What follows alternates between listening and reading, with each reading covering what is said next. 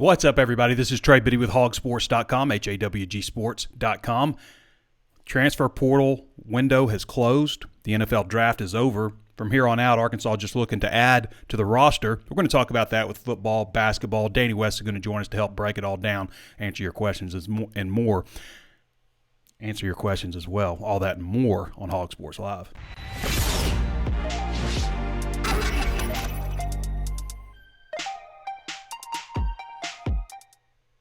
Hey, I wanted to let everybody know before we get started, we are strongly considering, if we find the right person out there, looking to make an addition at Hog Sports. So if you think you have what it takes to be a part of the team, send me an email with a subject line, Hog Sports Job. That's HAWG Sports altogether, JOB in all caps. Okay, Hog Sports, and then a different word, job. The reason I have it like that is just so it's easy on my email for me to search it and find it.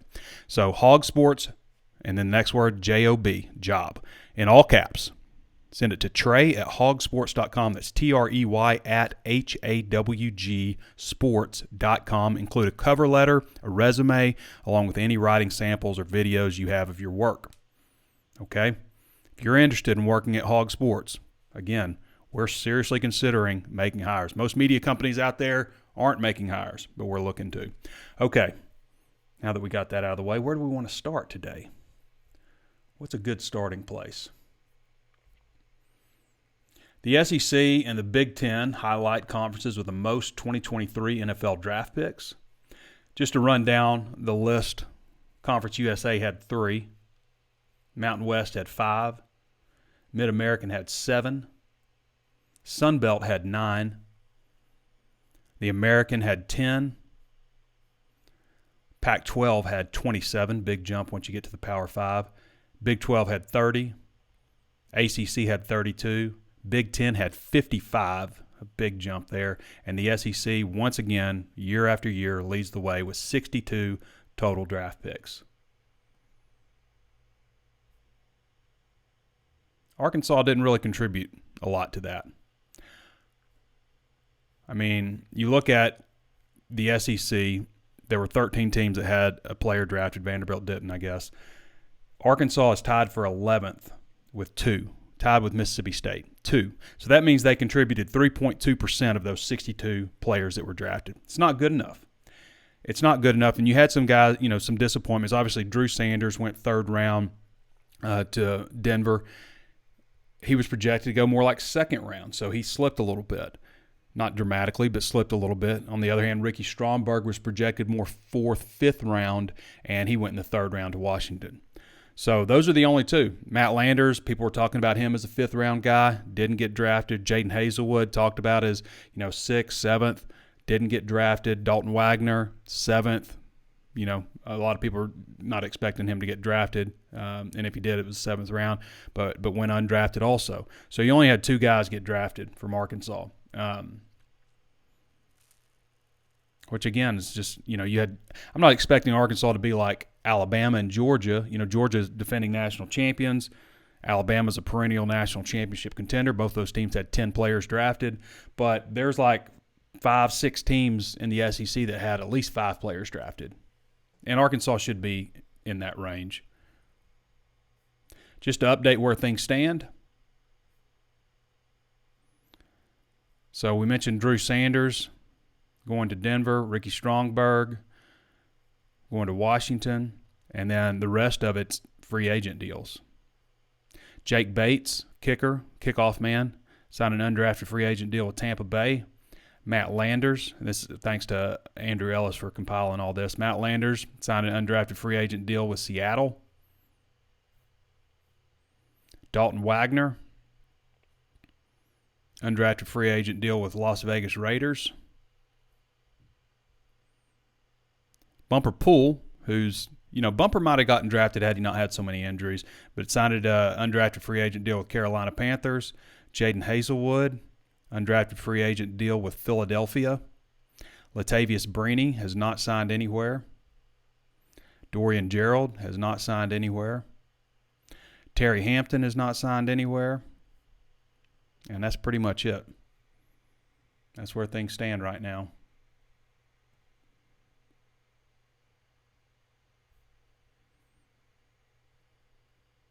Are we streaming okay here? So Arkansas has got to do a better job of producing NFL talent. As we mentioned, 3.2% of the 62 players came from Arkansas out of the SEC. I don't think it's unreasonable to, and the teams that had 5 or more, South Carolina, Auburn, Tennessee, Florida, LSU, okay, and then, of course, Georgia and Alabama had 10 each. When you look back at it, to me, again, Arkansas should always have about 5 players. You should expect like half of your starters to be NFL quality players. I don't think that's crazy to think in this conference, especially with the talent increasing with the transfer portal and whatnot. But the last time Arkansas had 5 or more players drafted in the NFL was 2016 when Hunter Henry, tight end, Brandon Allen, quarterback, Sebastian Tretola, offensive lineman, and then running backs Alex Collins and Jonathan Williams were all picked. They had 5 chosen in 2015. They had 4 in 2014, 13, and 12. Okay, just most recently. The last time Arkansas had 6 players drafted in a single year was 2008. They also had in 2004, they had 6 players drafted. What's coincidental about those 2 years is both of those years they had 2 first-round picks. In 2004, Sean Andrews and Ahmad Carroll. And then in 2008, Darren McFadden and Felix Jones. Since 2008, since that time, McFadden and Jones went, Arkansas has only had 2 first-round picks, Frank Ragnow in 2018 and Traylon Burks in 2022. So when you start looking at the seniors, right, you start looking at Arkansas's 10 seniors that are probably going to start for them this year. Which of these guys have a chance to get drafted? KJ Jefferson. Now, some of these guys like KJ could come back for another year due to the COVID year forgiven in 2020. But we're just going to call them all seniors. KJ Jefferson, Isaac TeSlaa, Andrew Armstrong, Brady Latham, Bo Limmer, Eric Gregory, Trajan Jeffcoat, Antonio Greer, Hudson Clark, Dwight McGlothern. Who has a chance to get drafted? I would say Jefferson has a decent chance. McGlothern has a good chance. And we'll see on the wide receivers, possibly TeSlaa. Trajan Jeffcoat, I think, has a chance. Brady Latham, I think, has a chance. Okay, so maybe it upticks. And you got to consider Rocket Sanders, who, he has another 1,000-yard season, stays healthy, then he's probably going to declare also. So maybe things will tick up a little bit next year.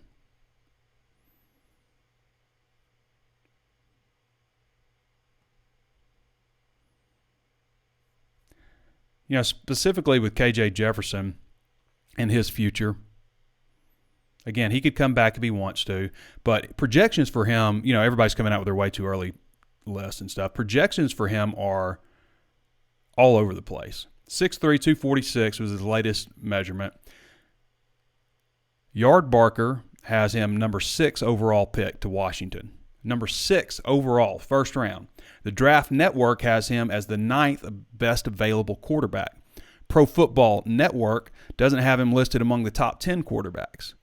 The NFL mock draft database projects Jefferson as a 3rd rounder, 69 overall. NFL Draft Buzz lists him as a number 170 player and number 22 quarterback with a 6th round projection. All over the place.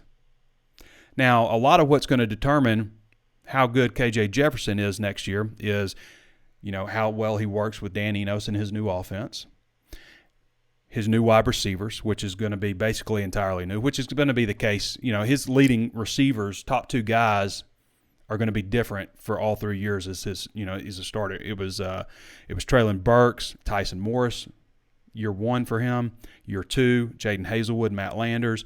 Year 3, probably going to be Isaac TeSlaa, Andrew Armstrong, maybe Isaiah Satania, maybe Tyrone Broden's in there. Tyrone Broden's another obviously older player. But, I don't know if I project. I'm just kind of projecting Andrew Armstrong, TeSlaa, Satania as the starter. So that's why I didn't mention him a minute ago. But, how good are those players? How good are your new tackles? Patrick Kudus, Devon Manuel. Those are going to go a long way in determining how good KJ Jefferson is and whether he gets drafted. So I like to look back to 2015 with Dan Enos when he was first at Arkansas. You look at Brandon Allen. Brandon Allen was talked about a little bit as a potential draft pick heading into his senior season. He was still in the NFL last year, by the way, 30 years old now. So before Enos' arrival in 2014, Allen went 190 of 339 passing. That's 56% for 2,285 yards, 20 touchdowns, 5 interceptions, so 129.2 efficiency rating. Okay, the next year with Enos in 2015, Allen went 244 of 370 passing, 65.9% for 3,440 yards, 30 touchdowns, 8 interceptions, and a school record that still stands, 166.5 efficiency rating. Okay, he ended up getting drafted in the 6th round, 201 overall. Since that time, you had Austin Allen. He took over as the starter in 2016. 2017, he was injured half the year, just started half the games. Brett Bielema was fired after that. Whole staff was fired, including Enos. John Scott was then retained. So then after the Allen brothers, you had Ty Story and Cole Kelly going back and forth, who's going to be the starter. The next year, you had Nick Starkel and Ben Hicks back and forth. Never could decide on a starter. And then you went and got Felipe Franks. Franks wasn't drafted, but he did make an NFL roster, 1-year starter after transferring from Florida. So what can Enos do with KJ Jefferson? Jefferson had a 165.2 rating last year before Enos, which is second highest all time, only behind Brandon Allen's mark. He went 204 of 300 passing, 68%, which is also second all time. 68%. That's behind Felipe Franks. For 2,648 yards, 24 touchdowns, and 5 interceptions. He also ran 158 times for 640 yards, 9 more touchdowns. Okay. KJ's the best running quarterback that Arkansas has had in almost 20 years since Matt Jones. He's also the second most efficient passing quarterback. So what is that going to mean for him? Dan Enos, 2 new offensive tackles, new wide receivers. What's that going to mean for KJ this year in his draft stock?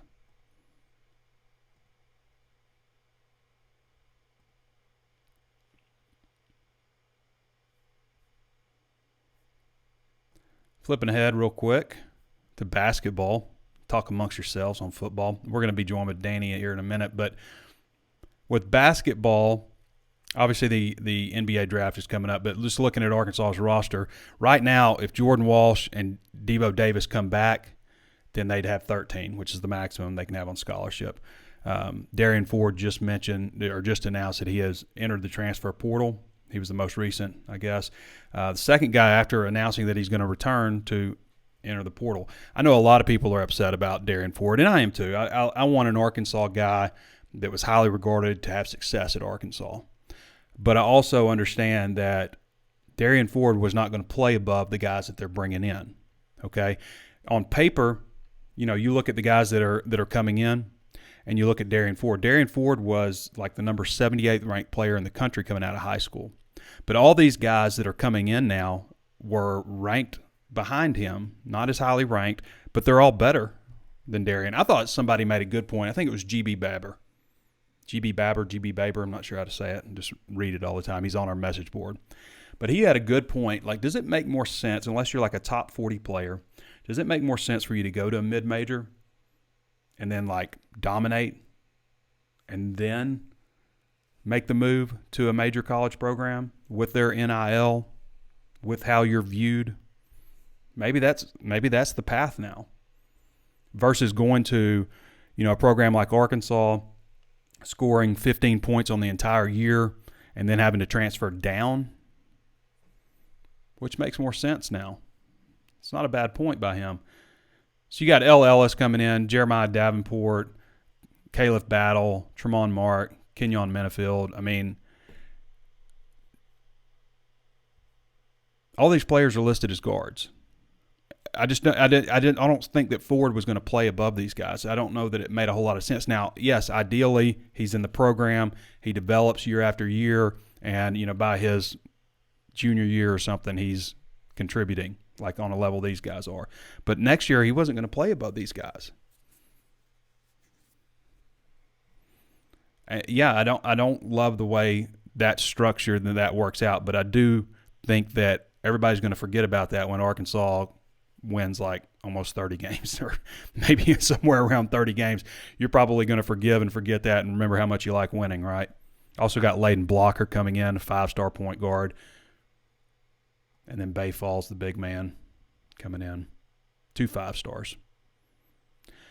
And, you look ahead to the transfer portal. Is Arkansas going to still, do some damage there? There's been obviously talk, Hunter Dickinson seems like a long shot, but there's a lot of talented guys still in the transfer portal. There's another guy that's in the, not portal, but he's seeking his release, I guess, from Texas, and that's Ron Holland, 5-star. 5-star forward, 6'8", 195, number 4 ranked player nationally. So, just through all the stuff with Chris Beard, he obviously committed to Texas over Arkansas. I felt like primarily UCLA was also in there, so and tons of others, obviously. But he committed to Texas. All the Chris Beard stuff happened. Chris Beard's fired. Ron Holland sticks with Texas and now is asking for his release. So where does he end up? A lot of people think Arkansas. Arkansas was very close on him, and also has a connection with Anthony Black, who's obviously not here, but he's from Duncanville. So there's connections there. Definitely a story to watch. See how that develops. But Ron Holland is back on the market.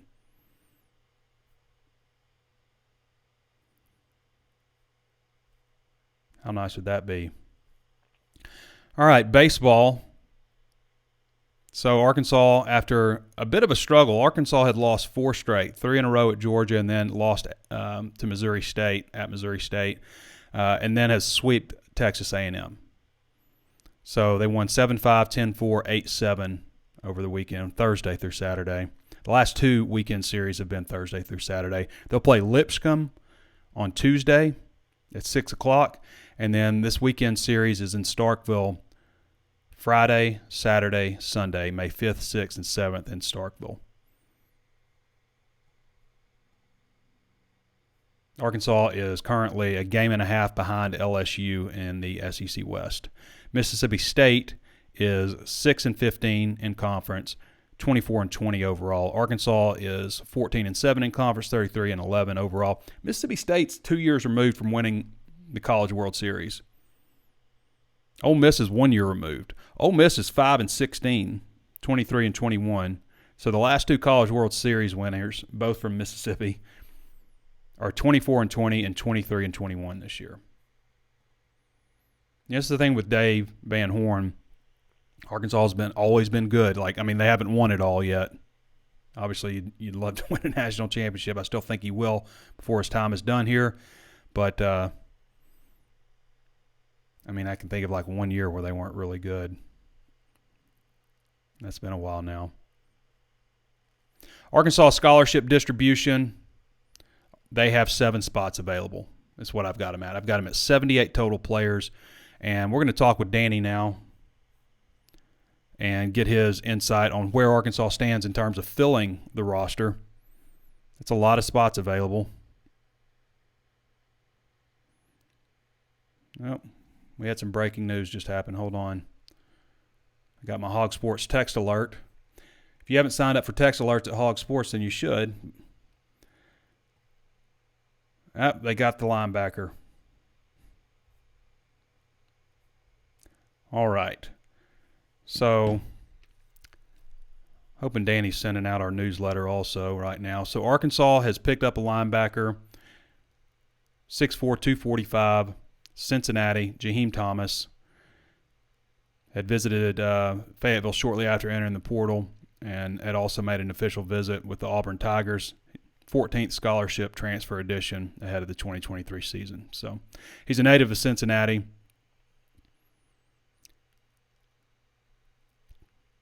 He had 23 tackles in 12 games in 2021, and then last season he had a 70-tackle season. Big kid for linebacker. This is a position of need. We go through there and we talk about all the position groups where Arkansas needs some help. A couple of safeties, a linebacker, not anymore. This puts Arkansas at 79. They need one more defensive tackle. I think they need one more tight end. and really 2 more offensive linemen. They can get away with 1 more, but ideally 2, and probably at least 1 more wide receiver. They need 2 to make the numbers just right, but at least 1 more. According to 24/7 Sports, Thomas was a 3-star prospect, number 37 linebacker in the nation, the number 16 player in the state of Ohio for his class. The composite rankings had him 22 among all outside linebackers and number 6 in his home state. So he's a little higher on the composite. I'm not sure where he ranks on with the transfer ranking. But this puts Arkansas at 8 scholarship linebackers.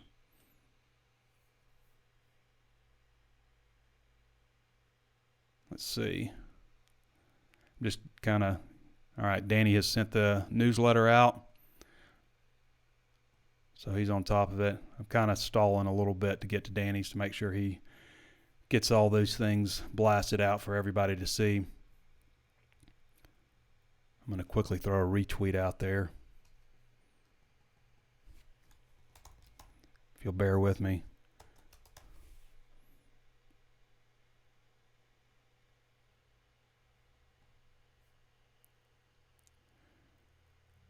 So that's good. That's a guy Danny's been talking about for a good bit. And just got the notice that Danny's good to go. All right, so we're going to flip over to Danny now.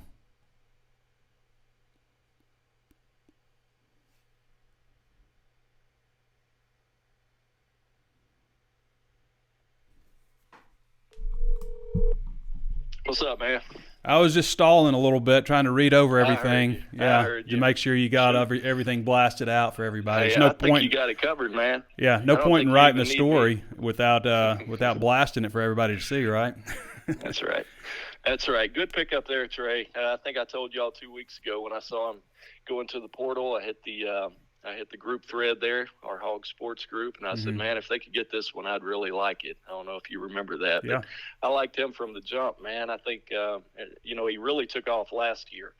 Okay, so he started, I want to say he played 4 games in 2020. That won't count against him, obviously. He maintained a red shirt during the COVID year, which doesn't hurt anybody. Then he came back, I want to say he played in 12 games in 21, had a decent year.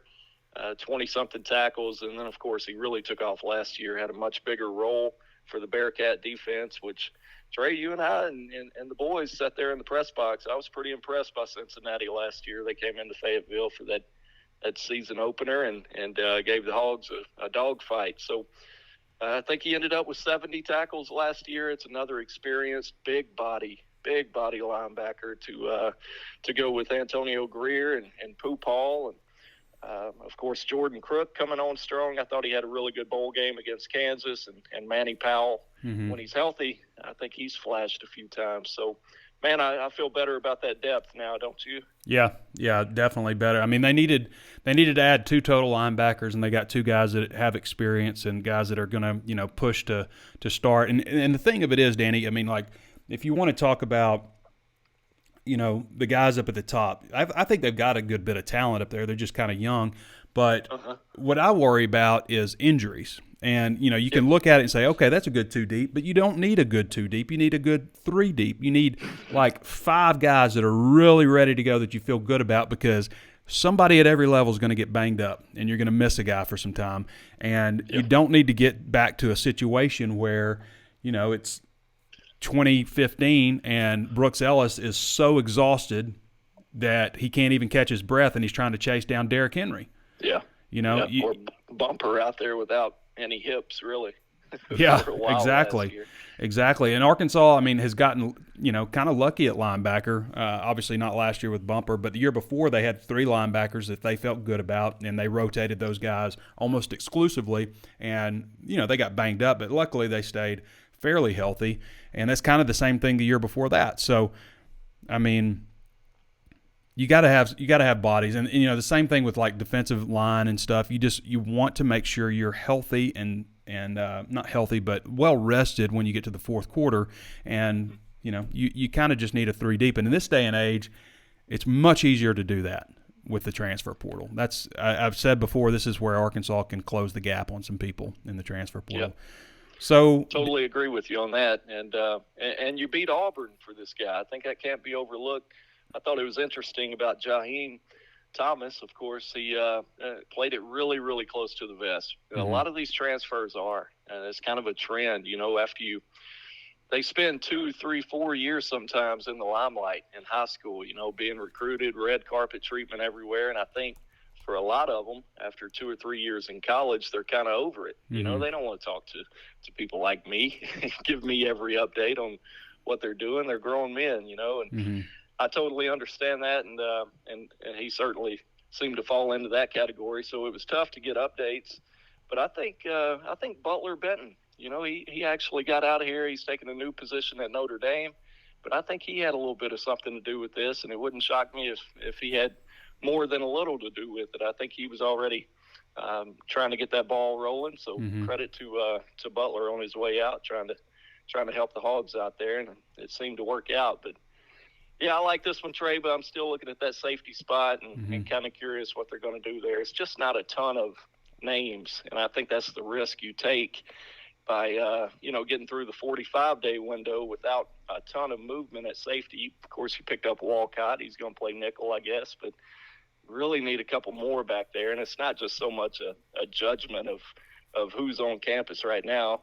I mean, I guess it is to a certain extent, but like you just talked about, it's depth, and quality depth. So I'm still a little bit concerned on the back end back there, but maybe one more DT would make me feel better. I think Keevy Rose out of Louisiana Tech is probably going to be a guy to really pay attention to. Not sure when he might get on campus. I know a lot's coming his way too. So I think Auburn's in the mix as well for the Louisiana Tech guys. So a lot of competition. These last few days, man, it gets crazy. Yeah. Danny West joining us again. You can follow him at Danny West 24/7 on Twitter. And if you want to read his content, most of it is VIP, so you will need a VIP subscription. Danny, real quick, back to Jaheim Thomas. Just looking at his profile, he chose Cincinnati ultimately over LSU and Michigan State. Those are the two teams he visited. Also had a lot of offers. Alabama is listed as one of his offers also. 4-star prospect, number 22 outside linebacker nationally, number 6 in Ohio. This is according to the 24/7 Sports Composite ranking. I'm not sure what his transfer re-ranking is, but I would assume it's probably pretty decent considering he had 70 tackles last year and is a former 4-star. So I'm not sure. I actually just updated him to transfer to Arkansas, so hopefully that'll populate here in a little bit. Thank you for that. No problem. When you were talking, I figured I'd multitask a little bit.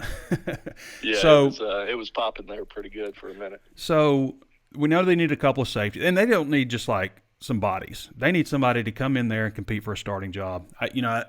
Hudson Clark catches some flack from fans and stuff. I'd said all year last year he's by far not the biggest problem with Arkansas secondary, which I think turned out to be very true.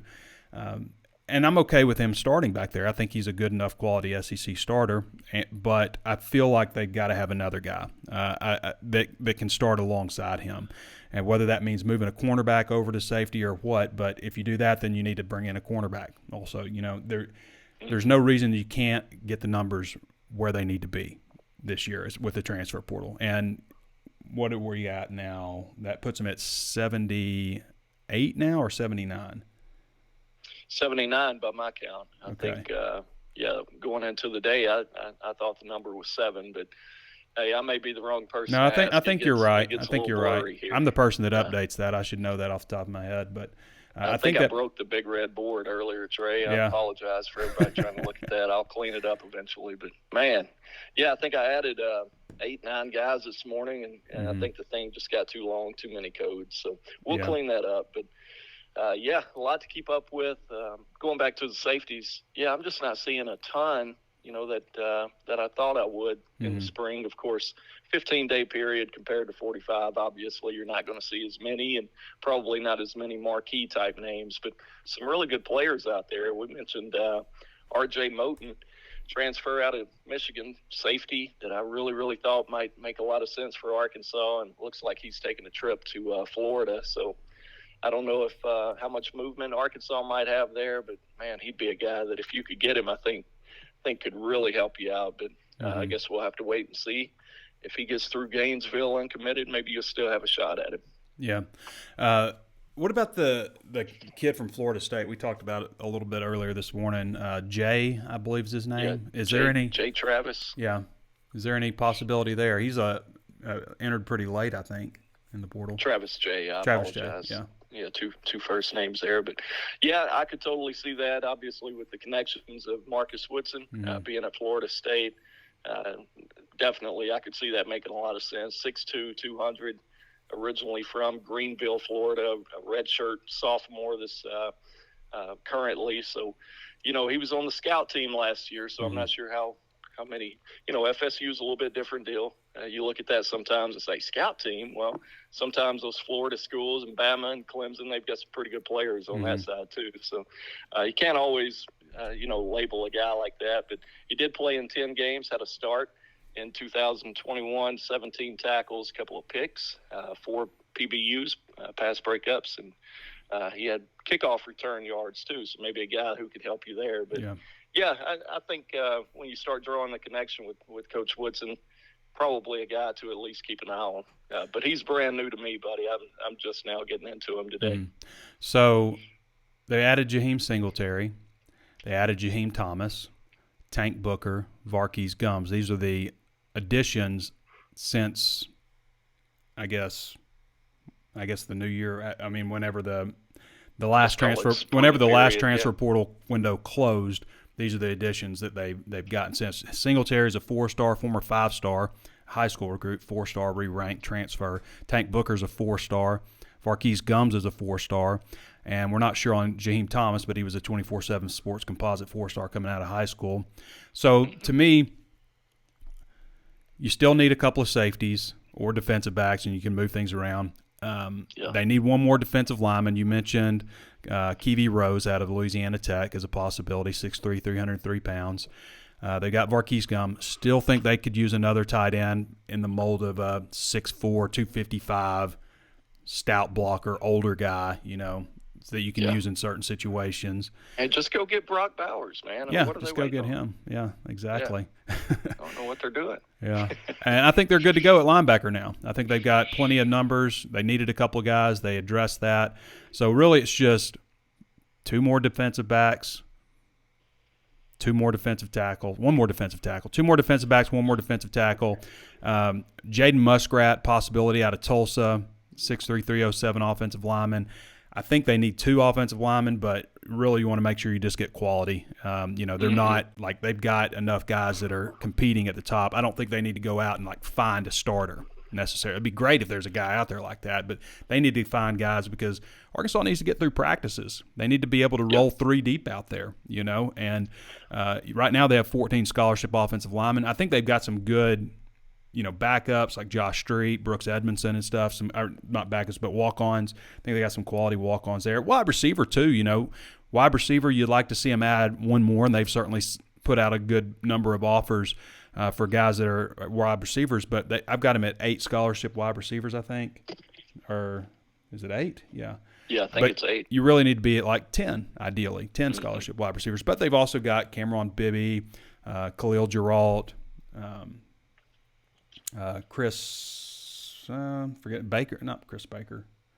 Chris Baker's way back again. Yeah, that'd be nice. Chris Baker's back. I'm forgetting his name, number 83. But Harris. Chris Harris. State kid. Yeah. I'm getting to that age, Danny, where I'm bringing up players from I'm with you, dude. 20 years ago.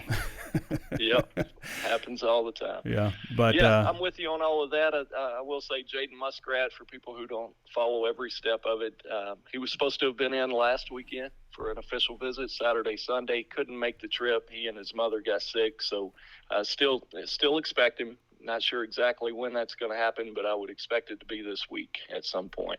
Could be a late week, could be even a weekend visit, but still look for Jaden to get on campus at some point this week. All right, Danny. Anything else you want to add today? That's it for now. I'm called back in about 30 minutes. There'll probably be a whole heck of a lot more. We'll take it. We'll take a whole heck of a lot more. Yeah. All right, brother. All right, man. We'll see you. All right, thanks, Danny. All right, everybody. Again, that's Danny West. You can follow him at Danny West 24/7 on Twitter. Got Danny does a great job. Again, most of his stuff is VIP. We kind of do two types of articles at HawgSports. We write free articles that are basically, it's going to be everywhere. Everybody's writing the article, yada, yada. It comes out of a press conference. And then we write stuff that's more in depth, what's about to happen, things that are well-researched, exclusive articles. Those are the things that are VIP for our VIP subscribers. And if you want to check it out, you can sign up at HawgSports right now for just $1 for your first month. That's HAWGsports.com, part of the 24/7 Sports Network under the CBS Interactive US and Paramount Global umbrella. Big, strong network. We're certainly happy to be a part of. All right, what's next? Should we get some questions? Do I have anything else lined up? Did we get a chance to really talk basketball? We talked a little bit about it. Not sure what else I could add. Ron Holland's the guy to watch right now.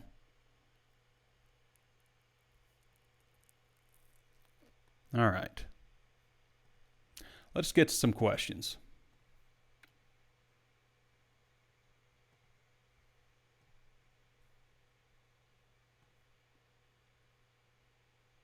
If I can find you. All right, here we go. Bill Richards says, good afternoon. How about those Hogs sweeping A&M? Yep, it's good after the last bit with losing 4 straight. We talked about bumper pull already, Bill. Again, these questions are, they've built up over time, so he's paying attention.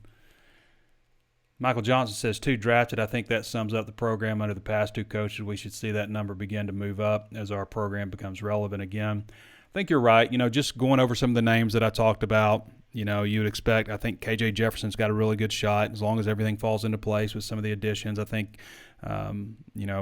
Raheem Sanders, there's 2 right there. And I think Dwight McLaughlin, I think, is a good possibility. Maybe on the defensive line, I think Trajan Jeffcoat really has the look of somebody that you would think, has that next level ability. I think Cam Ball has a future there. He's just a redshirt sophomore, but technically he could go after this year if he wanted to. But I think he has the potential there. I think Brady Latham has potential.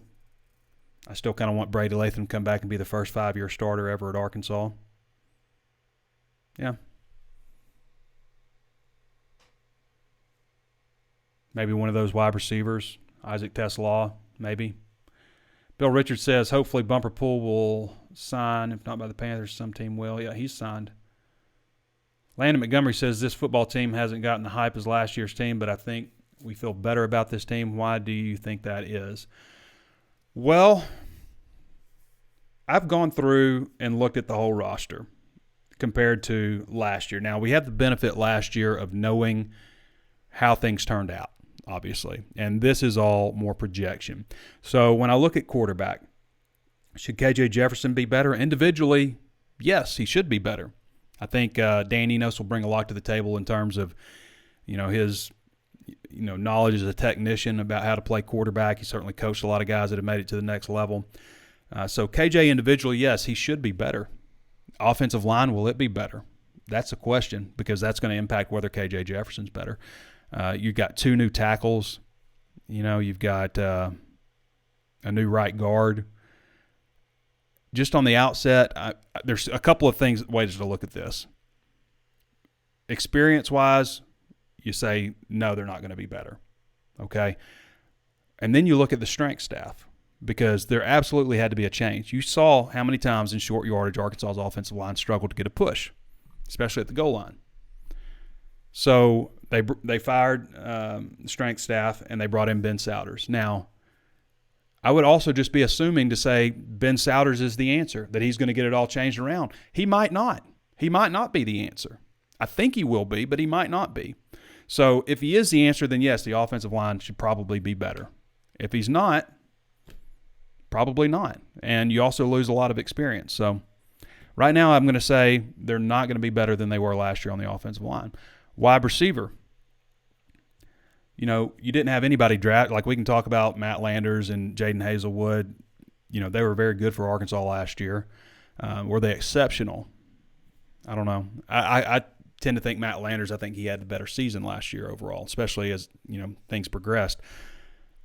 But are those guys irreplaceable? Like Traylon Burks is, in a sense, irreplaceable. But are those other guys last year irreplaceable? Two guys that, didn't make the NFL, didn't get drafted? I think Arkansas's got better depth. I think, the guys that are coming back from last year are going to be better.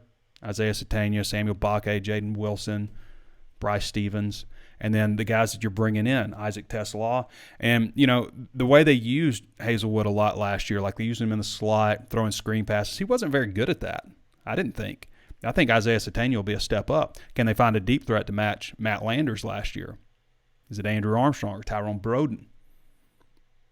I think Isaac Teslaw is going to be a steady option for him. So I think they're going to be better at wide receiver.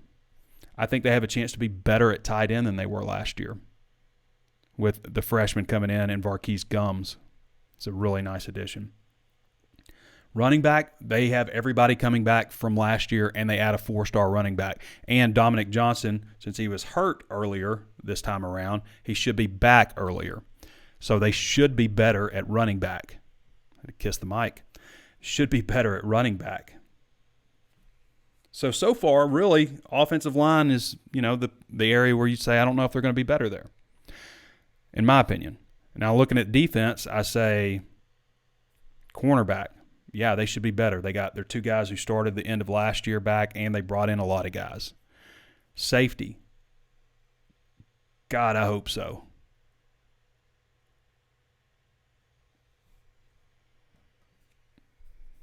I think they will be when they get everything sorted out with moving a cornerback or something there. They got Alfahim Walcott coming in, obviously, to play nickel, and I include safety nickel kind of all in one. But, safety, there's not a 132nd team now, right? And Arkansas was probably 131 last year in safety play and had the worst pass defense in the country. They've got to find somebody who can come in and start alongside Hudson Clark. I don't know. I felt like Jaden Johnson took a step back last year. I think Malik Chavis has been very inconsistent throughout his career. You need somebody to come in who's like, I'm here to start. At least one guy. You need 2 guys, really, but you need at least one guy who's ready to come in and start. That's just the way it is at safety. So right now, today, are they better at safety? I hope so. They certainly made a lot of changes. So, safety, I think linebacker, probably not going to be as good overall. You lose Bumper Pool, who's the school's all-time leading tackler, and I know he was hurt most of the second half of the year. But you also lose Drew Sanders. Is there a third-round linebacker on this team? I don't know. Defensive end, I think they got a chance to be better. Defensive tackle, I think they got a chance to be better. Would like to see them add one more defensive tackle, but they return everybody at defensive end except for Jordan Dominic, and I know he had 7.5 sacks, but they also added Trajan Jeffcoat, they added John Morgan, they got Quincy Rhodes Jr. coming in, Caleb James coming in, and everybody else is back and a year older.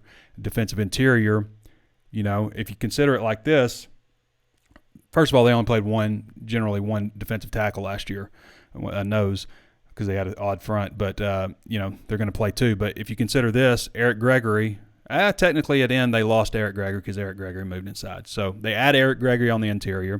They get Tarian Carter back. So there's 2 additions right there, in addition to, bringing in Tank Booker from Maryland, a 4-star transfer addition, and they lose Terry Hampton. So technically when you look at it on paper, they should be better on the defensive line also. So really they should probably be better everywhere except for linebacker, and probably have more depth at linebacker this year. And,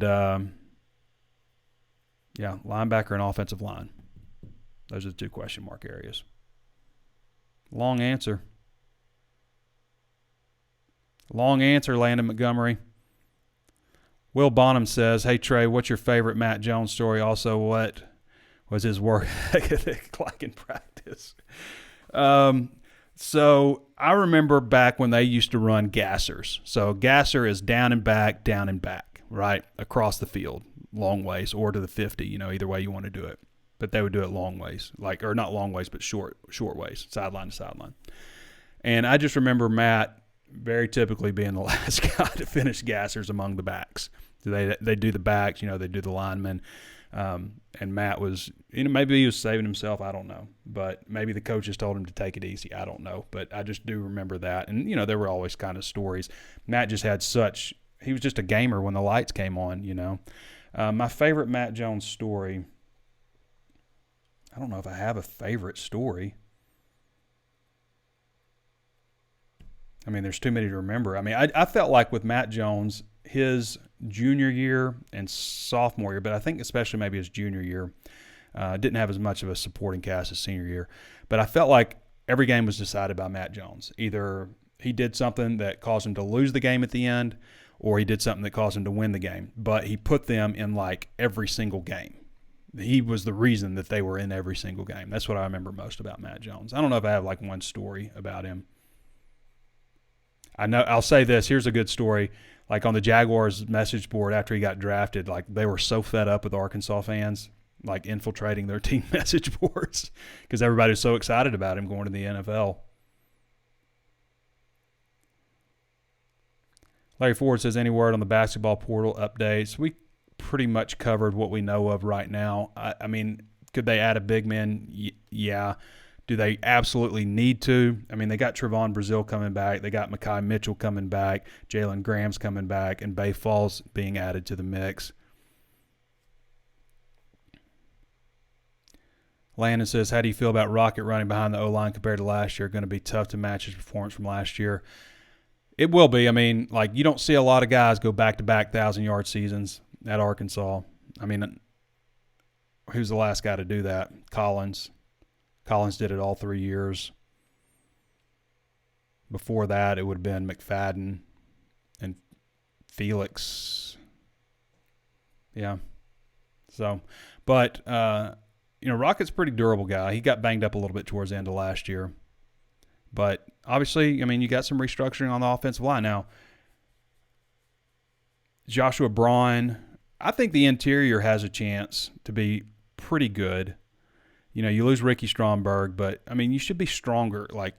They made changes with the strength staff for a reason, right? So, hopefully they'll be stronger up front. But I do think the offensive line would probably take a little bit of a step back. Maybe not, but just on paper. Bill Rich says it's just practice, as Iverson would say. Yeah. Talking about practice? Practice. Why do you think Sanders fell to the third round? He was incredible with all the tangibles. I really don't know. I mean, he didn't fall that. I think he wasn't the early third round, so it wasn't like he fell that much, but he definitely fell. Maybe it was just a lack of a body of work, maybe. But, I mean, he had a great season last year. He did kind of taper off towards the end of last year.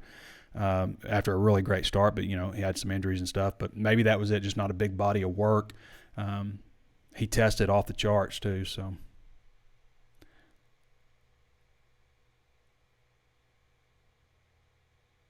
Josh Grubb says, won't ask anything, pretty late joining, and you probably covered it, but thanks for some more HawgSports. Of course, Josh. Chris Corley says, any of those D linemen you spoke of good enough to draw a double team that would help the other levels of the defense?